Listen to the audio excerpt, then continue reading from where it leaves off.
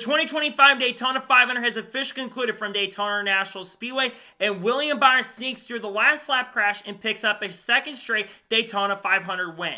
What's going on, guys? It's Daniel, and welcome back to our video. I just got done watching the 2025 Daytona 500 from Daytona International Speedway. We had quite a bit to talk about from this race. Let's go and talk about it. So, before the green flag drop in today's race, Kyle Larson, Brad Keselowski, Justin Haley, Riley Herbst, Alex Bowman, Ty Gibbs, Shane Van Gisbergen, Daniel Swartz, and Elliott Castroneves and Ricky Stenhouse Jr. would all have to go to the rear of the field.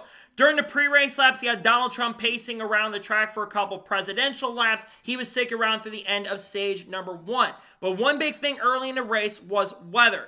So at the start of the race, he had Chase Briscoe lead the field from the inside with Austin Cindric on the outside, and Chase Briscoe got a fantastic start and was able to clear for the race lead. And they started managing up on the top lane with Chase Briscoe leading the first couple laps of this race. Meanwhile, on the radio, Carson Hocevar was radioing he's having some fuel pressure issues and started dropping it back to the pack of the field. And then on lap number 6 of the race, you had Ty Dillon moving his way up to the front and was starting to charge his way up. And then you had William Byron get a really good push from Ty Dillon lap number 6, and he was able to take the race lead. Meanwhile, Austin or Joe Logano, they were moving their way up to the front, but it wouldn't mean anything as a caution would come out on lap number 9 for the first time for rain. Rain had been in the forecast all week. NASCAR moved the start time up an hour because of this, and it still didn't matter because they would throw the caution for a rain delay, and unfortunately, they would go a few laps, and then the red flag would come out for basically a couple hours. And then everyone would come down pit road for a few hours, but then eventually at 5:25 p.m. Eastern Standard Time, everything would get back going. So then we go back under caution once again. We started seeing some cars come down pit road. Ryan Blaney would stay out while the rest leaders came in, and a lot of people basically stayed out. And then once again, because of more rain coming out, NASCAR would go ahead and throw the red flag for basically, after pre-racing for 10 laps at this point, they would come back down pit road. But it wouldn't be too long because it would be about 20 minutes before the race would get back going once again.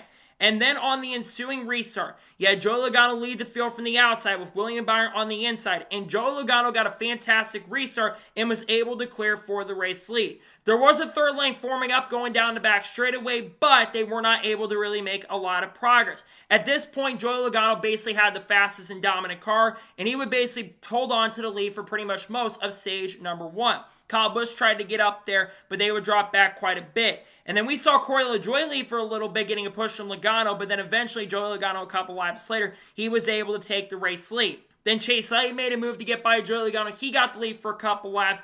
And then eventually Kyle Busch tried to make the move on Chase Elliott for the lead. But eventually, we also saw AJ Allmendinger follow the race due to mechanical gremlins. But eventually, Joey Logano would form to the inside and get a great run. He was able to take the race lead. As Joe Logano continued dominating this race, he would have a pretty big lead in front of the field. He would continue to dominate through stage number 1. They all tried to make a move at the end. But coming to the final few laps of the race, the second or third or fourth caution race would come out when Denny Hamlin checked up and got tapped by Zane Smith going into turn number 1. Denny Hamlin got sideways and squirreled up the racetrack, and Josh Berry got collected. That would bring the caution down. It would unfortunately affect all the drivers' days, but Denny Hamlin was still able to continue going. Because of that caution coming out, Joe Logano would come off the corner and win stage number 1. And then all leaders would then come down pit road, with Joe Logano winning the race off of pit road. Meanwhile, Kyle Busch and Justin Allgaier unfortunately got penalties for crew members over the wall too soon. They would have to go to the tail end of the longest line. So then on the restart, you had Joe Logano lead the field from the outside with Alex Bowman on the inside. But on the restart, Joe Logano would have a major problem. Going into turn number 1, he missed a shift and basically had a major issue on the car where the car would just not get into gear. This would stack up the field, and Elliott Castroneves would get clipped, I believe, by Mark Truex Jr. going into turn number 1. That would get into Ross Chastain and John Hunter Nemechek, and it would collect Kyle Busch, Chase Briscoe, Riley Herbst, Justin Allgaier, Cody Ware, Mark Truex Jr., and Jimmy Johnson. It took a lot of those guys out of contention in this race. Just a bad sack up there. Logano had a big mistake. There's nothing you can control about that situation. Tough break for all those guys. That unfortunately on Mark Truex Jr.'s day, and a lot of their guys' day would come to an end because of that. Because of this, Joe Logano, he would come down pit road to try to fix the mechanical gremlin. They got him back out on the track 1 lap down, but the engine still sounded not very good. It looked like Logano's day was going to come to an end. Meanwhile, we saw a little strategy. Alex Bowman, Bubba Walsh, Chase Elliott, William Byron, Eric Jones, Christopher Bell, William Byron, Todd Gillen, Kyle Larson all came down pit road. And then on the restart, Ryan Blaney lead the field from the outside with Austin Cindric on the inside, and Ryan Blaney got a good restart and took the lead, but Austin Cindric got a great run and was able to clear for the lead as well. Ryan Preece trying to challenge for the lead a little bit, and he got the lead for a little bit as well. And we had some really good three-wide racing between Noah Gragson, Austin Cindric, and Ryan Preece as they went three wide for a couple laps. And then a suspicious caution would come out on lap number 83 when a caution waved for debris in turn number 1. It was a little suspicious because of Joey Logano, being a lap down. Some think there was maybe like a BS yellow on NASCAR's part. We never really got an indication on the debris. So to me, that tells me they were trying to maybe help Joey Logano.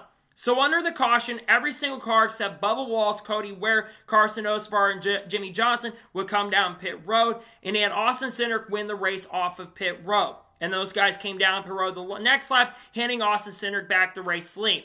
So on the restart, you had Austin Cindric lead the field from the inside with Chase Elliott on the outside. And we saw Michael McDowell get a really, really strong run from the third lane. And he moved up to the front. And they had a really good three-wide battle between those three guys for a majority of the rest of the stage.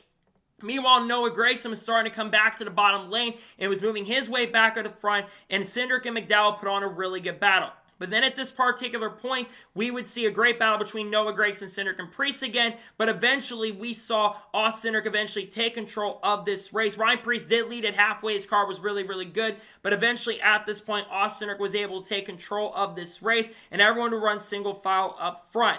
And then we started seeing the field stack up 2 by 2 with Austin Cindric continuing to have the race lead. He would continue to dominate throughout the rest of stage number 2. Alex Bowman tried to get the lead on lap 124, but could not get by. Near the end of stage number 2, everyone started making their moves, and Austin Cindric had the race lead as they came to the white flag of stage number 2. Ryan Blaney got a really good push on Chase Elliott, which helped Austin Cindric get through, and it looked like Cindric was going to come off the corner and win stage number 2. It wouldn't happen, though, as Ryan Blaney would get a great push from Chase Elliott and would come off the corner and win stage number 2. So then, under the caution, everyone would come down pit road with basically Ryan Blaney winning the race off pit road, followed by Bubba Wallace and Austin Cindric. And then those guys that stayed out during the previous caution, they would come down pit road. So then on the restart, Ryan Blaney lead the field from the outside with Kyle Busch on the inside, and Ryan Blaney got a fantastic restart and was able to clear for the lead with Chase Elliott up there as well. And then at this point, you had 3 cars that were dominating. Bubba Wallace, Ryan Blaney, and Kyle Busch. They would lead for the next 5 to 10 laps with them emerging back and forth for the race lead. All of a sudden, around 50 laps to go, William Byron moved his way in front of Kyle Busch, and he moved and they had a 3-wide battle once again for the race lead between both those guys for the next 5 to 10 laps. And then they went side by side once again with Bubba Wallace and Ryan Blaney continuing to trade the lead back and forth.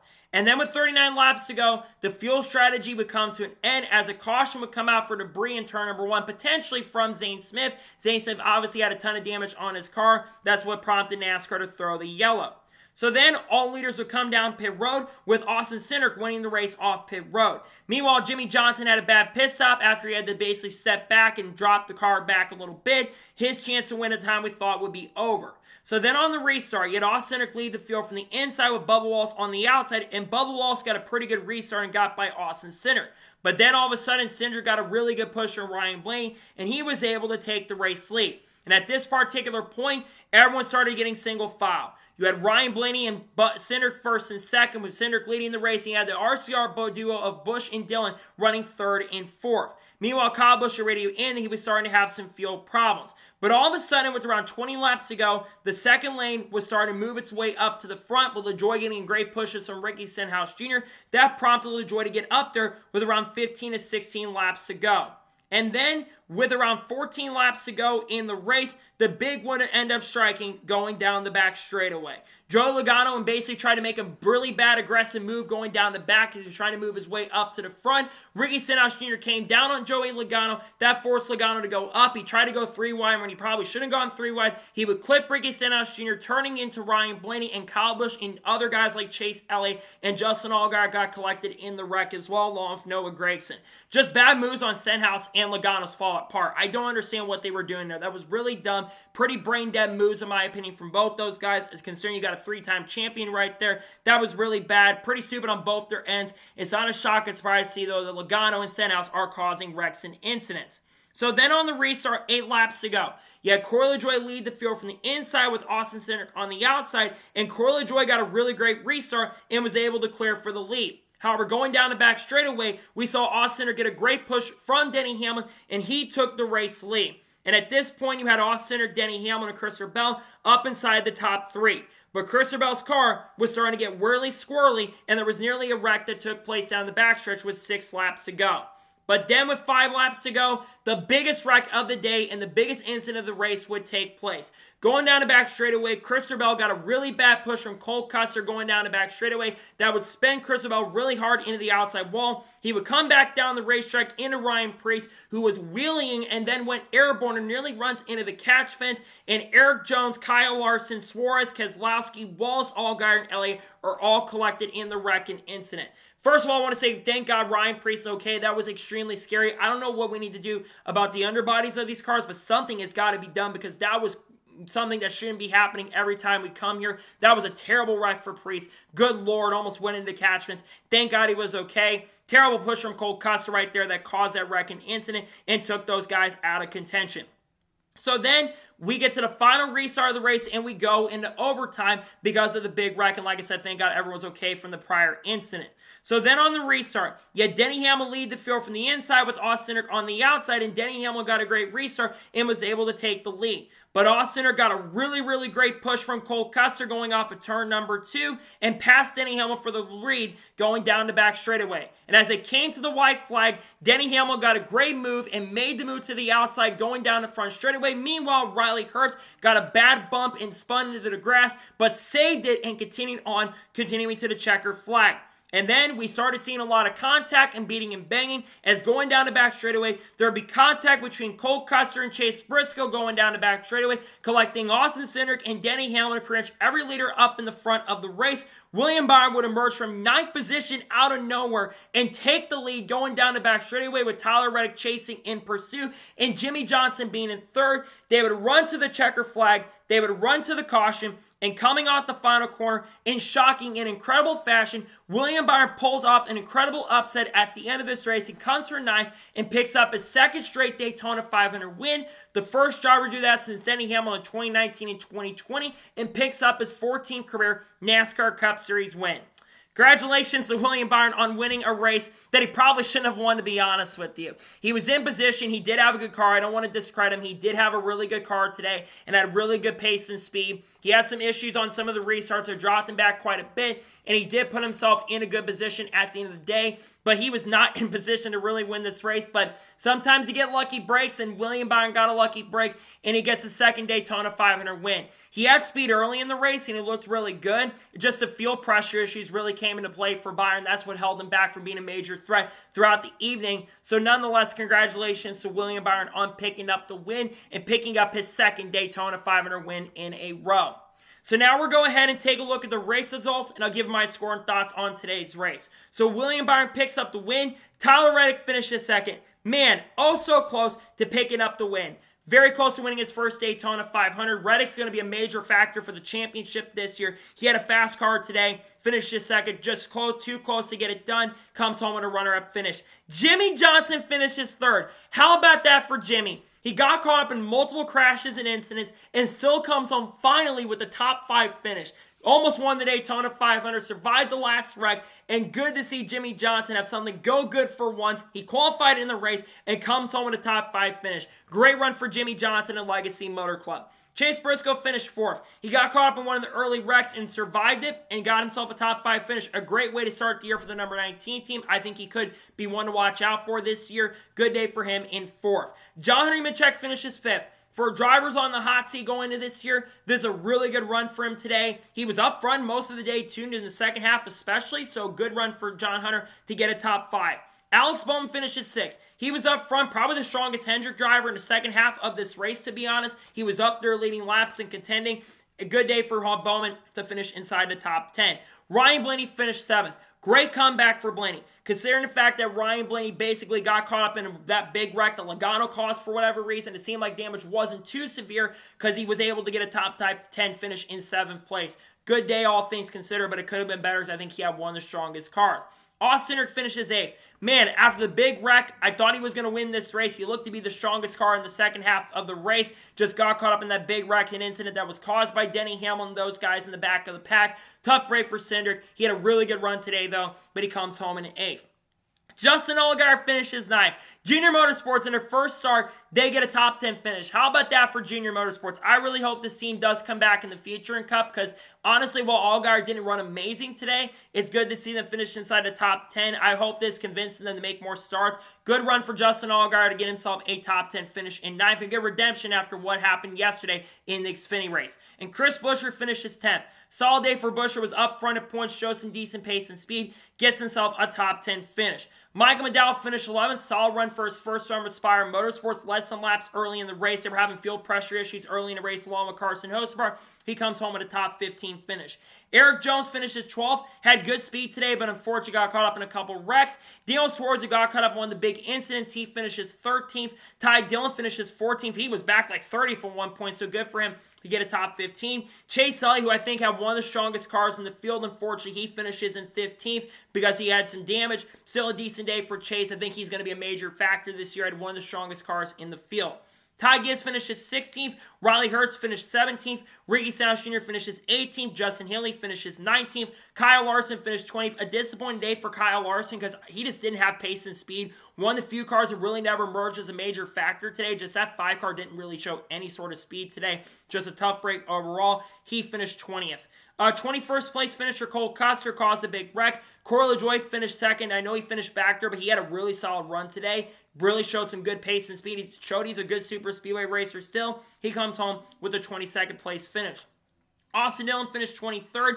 Denny Hamlin put himself in position to win the Daytona 500. He finished 24th. Cody Ware finished 25th. Brad Keselowski finished 26th. Todd Gillen finished 27th. Noah Gragson finished 28th. Bubba Wallace, who I think had one of the fastest cars in the field today, he finished 29th. Carson Hocevar finished 30th. Christopher Bell got caught up in that big incident, finished 31st. Ryan Preece finished 32nd after the crash. Shane Van Gisbergen finished 33rd. Disappointing day for SVG. Unfortunately, got caught up in that big wreck early in the race that was caused by his teammates, sadly. Just a tough break for SVG to finish 33rd. Kyle Busch finished 34th. After having a car capable of winning the Daytona 500 in his 20th try, I picked him going into this 500. Just a tough way to start the season for the number 8 team. He had a car capable of winning, got taken out in a wreck that wasn't his fault. He finished 34th. Joe Logano finished 35th, the strongest car all day, caused a big wreck at the end. Zane Smith finished 36th. Josh Berry finished 37th. Mark Truex Jr. finished 38th. It sounds like he's going to run some more Cup races this year. Elio Castroneves finished 39th. 40th place finisher Ross Chastain. And finishing last in 41st is AJ Allmendinger.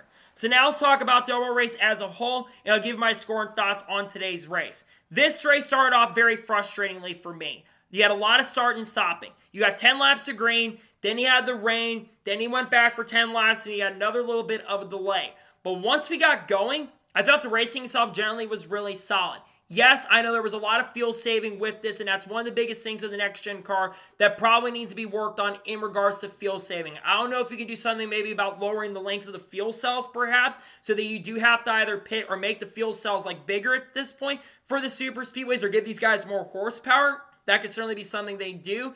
But I think then you had some good racing at times. They could make moves. There was handling, which I thought that was really intriguing. But then at the end of the race, a lot of crashes and a lot of incidents. And I get that that's super speedway racing for you. But I like to see less crashes at super speedways and more cars finishing these races. I hate that every one of these super speedway races is turning into wrecks and carnages. So that's a little bit disappointing for me. Overall, my score of this Daytona 500, because of the rain out and the early portion of stuff, I'll give this race overall an 8.5 out of 10. Actually, yeah, about an 8.5 out of 10. It was still a solid Daytona 500, not as strong as last year's Daytona 500 personally, but it's still a very solid Daytona 500, but it could have definitely been a lot better. I really hope we, though, find a way to fix the bottoms of these cars, and we work on the diffuser of these cars in the future as well to make the racing a lot better. So, that is going to be a further race review of the 2025 Daytona 500. I want to thank you guys for watching. Please subscribe to the channel, notifications on, so if I win a video, it does go live on my channel. Follow me on Twitter, Facebook, and Instagram, and support me on Patreon as well. Let's go below that and comment your thoughts below and your thoughts on today's race. Your thoughts on today's race, let me know below. Let me know your thoughts in the comments below. And congratulate William Byron on going back-to-back in the Daytona 500. Your thoughts in the comments below. Tomorrow on the channel, I'm going to have back-to-back NASCAR news videos dropping early in the morning. Tuesday, we're likely going to have another news video as well, as we're going to have some stuff from tonight that we're going to have to cover on the channel on Tuesday, most likely. Wednesday, we're going to have the race picks, probably for the Xfinity Series, probably have the truck race picks as well going out on Tuesday. Then, of course, we'll have news, and we'll have the Xfinity race picks. Thursday will be the Cup race picks for Atlanta, and we're going to have a lot of content dropping over the course of the next couple days as well. As we move on to Atlanta, we've got content coming on people like Haley Deegan, Connor Zillage, Shane Van Gisbergen, Carl Edwards, Kurt Busch, Kyle Busch coming really soon. There won't be an SVG review because he didn't run really good in the 500 today. Bubba will also do a video on him as well in the future. We're going to talk about, of course, Donald Trump, Cletus McFarland, all the good stuff, and Elliot Castroneves too going on the channel really soon, along with Chandler Smith and Eric Almirola too. So anyways, like I said, I want to thank you guys for watching today's episode, and I'll see you guys next time for more great, awesome NASCAR content and other motorsports content on the channel like this. Take care, everybody.